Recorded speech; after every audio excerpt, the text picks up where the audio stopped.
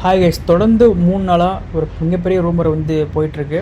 Roman rhymes வந்து இறந்துட்டாரு அப்படின்னு மிகப்பெரிய ரூமர்ஸ் வந்து ஸ்ப்ரெட் பண்ணிகிட்டு இருக்காங்க.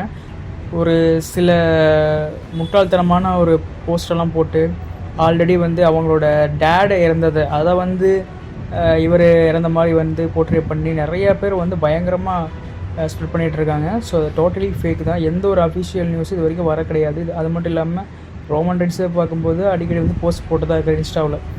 ஸோ இதை பற்றி யாரும் ஒரே பண்ணிக்க தேவையில்லை. ஃபேக் நியூஸ் ஸ்ப்ரெட் பண்ணுறவங்க ஐடி எல்லாமே ரிப்போர்ட் அடிச்சு விடுங்க. ஏன்னா ஒரு உண்மையான விஷயத்தை ஸ்ப்ரெட் பண்ணால் வந்து தப்பே கிடையாது. ஆனால் ஒரு பொய்யான விஷயத்த அவங்க மேலே இருக்கிற ஒரு பர்சனல் வெஞ்சன்ஸ்னால் எந்த அளவுக்கு வந்து ஸ்ப்ரெட் பண்ணிக்கிட்டு இருக்கிறது வந்து ஒரு மிகப்பெரிய தப்பு அப்படின்னு நான் நினைக்கிறேன். அதனால் கண்டிப்பாக வந்து ரிப்போர்ட் பண்ணுங்கள்.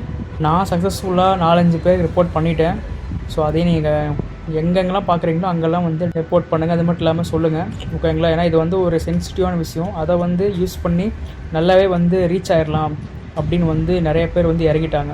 ஸோ இதுதான் ரீச் ஆகுது. இந்த பாப்புலாரிட்டி வந்து அவங்களுக்கு கிடைக்கணும், சப்ஸ்கிரைபர்ஸ் கவுண்ட் ஏறணும், இதற்காக மட்டும்தான் வந்து அவங்க வந்து ட்ரை பண்ணிட்டுருக்காங்க தவிர மற்றபடி எதுவும் கிடையாது. பர்சனல் வெஞ்சன்ஸு அப்புறம் இது 2 தான் வந்து அவங்களுக்கு வந்து மெயினாக வந்து தேவைப்படுது.